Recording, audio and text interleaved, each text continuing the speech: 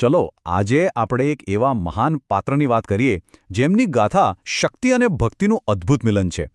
એક એવી ગાથા જે આપણને સૌને પ્રેરણા આપે છે. આ ગાથા છે પવનપુત્ર હનુમાનની. પહાડ ઉપાડી શકે તેટલા બળવાન, પણ પોતાના પ્રભુ સામે માથું ઝુકાવે એટલા નમ્ર. આજ તો છે હનુમાનજીની અસલી ઓળખ, જ્યાં તાકાત અને ભક્તિ એક સાથે જોવા મળે છે. પણ શું તમે ક્યારે વિચાર્યું છે કે હનુમાન નામનો અર્થ શું થાય છે? વેલ, આ નામ પાછળ પણ એક કહાની છે. એમના બાળપણની એક એવી ઘટના જ્યારે એમના જડબા પર પ્રહાર થયો હતો, અને બસ આ જ ઘટનાએ એમના જીવનની દિશા જ બદલી નાખી. હનુમાનજીનો જન્મ એ કોઈ સામાન્ય જન્મ નહોતો.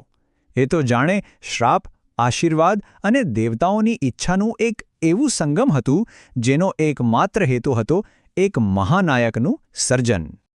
તો જો એમના પિતા હતા કેસરી, જે એક પરાક્રમી વાનર રાજા હતા, અને માતા હતી અંજની, જે એક અપ્સરા હતી. કહેવાય છે કે માતા અંજનીએ ભગવાન શિવની એટલી કઠોર તપસ્યા કરી હતી કે એમને હનુમાનજી જેવા શક્તિશાળી પુત્રનું વરદાન મળ્યું.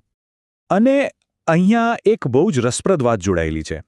અયોધ્યાના રાજા દશરથના યજ્ઞનો જે પવિત્ર પ્રસાદ હતો એ પવનદેવની મદદથી સીધો માતા અંજનીના હાથમાં પહોંચ્યો. એટલે કે હનુમાનજીનો જન્મ પણ સીધો ભગવાન શ્રી રામના જન્મની દૈવી ઘટના સાથે જ જોડાયેલો છે. કમાલ છે ને? હવે જન્મથી જ હનુમાનજી અત્યંત શક્તિશાળી તો હતા જ, પણ એટલા જ તોફાની પણ હતા. ચાલો એમના બાળપણની એક બહુ જ જાણીતી અને મજેદાર વાત સાંભળીએ. વિચારો, જે બાળકમાં અમર્યાદ શક્તિ હોય એને જાણે જોરદાર ભૂખ લાગે ત્યારે શું થાય? એક સવારે નાના હનુમાનજી જાગ્યા અને એમને બહુ જ ભૂખ લાગી, અને એમની નજર પડી આકાશમાં. એમને લાગ્યું કે આકાશમાં કોઈ મોટું મીઠું પાકેલું ફળ લટકી રહ્યું છે, અને એ ફળ બીજું કંઈ નહીં પણ સૂર્ય હતો. બસ પછી શું જોવાનું હતું? એક જ ક્ષણમાં આકાશમાં છલાંગ લગાવી અને સીધા સૂર્યને ગળી જવા માટે દોડ્યા. એમની આ સ્પીડ જોઈને તો દેવતાઓ પણ આશ્ચર્યમાં પડી ગયા. આમ સૂર્યને ગળવા જતાં દેવરાજ ઇન્દ્ર ગુસ્સે થઈ ગયા. એમણે પોતાના વજ્રથી હનુમાનજી પર પ્રહાર કર્યો અને એમના જડબા પર ઈજા થઈ. આ જોઈને પવનદેવ તો એટલા ક્રોધિત થયા કે એમણે આખી દુનિયામાંથી હવા જ બંધ કરી દીધી. છેવટે પવનદેવને મનાવવા માટે બધા દેવતાઓએ ભેગા મળીને હનુમાનજીને અઢળક વરદાન આપ્યા, જેમ કે એમના પર કોઈ શસ્ત્ર કામ નહીં કરે અને તેઓ ગમે ત્યારે પોતાનું રૂપ બદલી શકશે.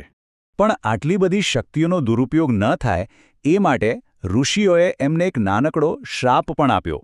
શ્રાપ એ હતો કે તેઓ પોતાની બધી શક્તિઓ ભૂલી જશે, અને જ્યાં સુધી કોઈ યોગ્ય વ્યક્તિ યોગ્ય સમયે એમને એમની શક્તિઓ યાદ નહીં કરાવે ત્યાં સુધી એ શક્તિઓ સુષુપ્ત રહેશે. ઘણા વર્ષો આમ જ પસાર થઈ ગયા. હનુમાનજી પોતાની શક્તિઓથી અજાણ રહીને જીવન જીવી રહ્યા હતા, પણ પછી એમના જીવનમાં એક એવો મોડ આવ્યો જેણે બધું જ બદલી નાખ્યું.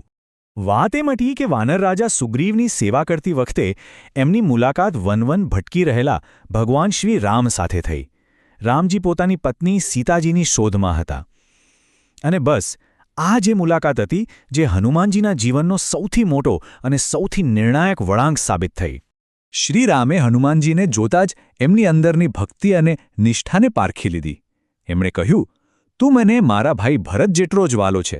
બસ આ એક વાક્ય હનુમાનજી માટે પૂરતું હતું. એ જ ક્ષણથી એમણે પોતાનું આખું જીવન પ્રભુ રામની સેવામાં લગાવી દીધું. હવે હનુમાનજીને જીવનનો સાચો હેતુ મળી ચૂક્યો હતો, અને ત્યારે જ જાંબવંતજીએ એમને એમની ભૂલાઈ ગયેલી બધી જ શક્તિઓ યાદ કરાવી. અને પછી શરૂ થયું એમનું સૌથી મોટું મિશન, લંકા તરફની સફર. અને પછી તો એમણે જે કારનામા કર્યા એ અદ્ભુત છે. એક જ છલાંગમાં આખો સમુદ્ર પાર કરી દીધો. રાવણની સોનાની લંકામાં ઘૂસીને માતા સીતાને શોધી કાઢ્યા. રાવણના સૈનિકોએ જ્યારે પકડ્યા તો પોતાની પૂંછડીથી આખી લંકા સળગાવી દીધી. અને યુદ્ધમાં જ્યારે લક્ષ્મણજી મૂર્છિત થયા ત્યારે સંજીવની બુટ્ટી લેવા માટે આખો પહાડ જ ઉપાડી લાવ્યા. દરેક કામ એમની શક્તિ, બુદ્ધિ અને રામભક્તિનો પુરાવો આપે છે. રાવણ પર વિજય અને રામરાજ્યની સ્થાપના પછી પણ હનુમાનજીની ગાથા પૂરી નથી થતી. એમનો વારસો તો આજે પણ જીવંત છે, ભક્તિ અને સેવાનું એક ઉત્તમ ઉદાહરણ બનીને.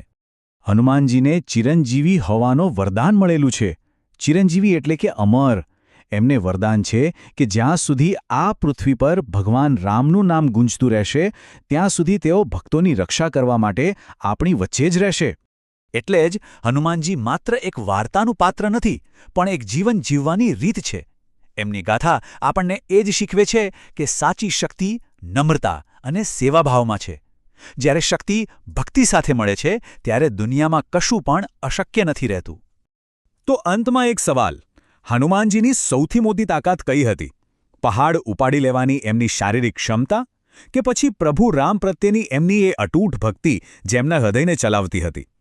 આ એક એવો સવાલ છે જેનો જવાબ આપણે સૌએ પોતાની અંદર શોધવાનો છે.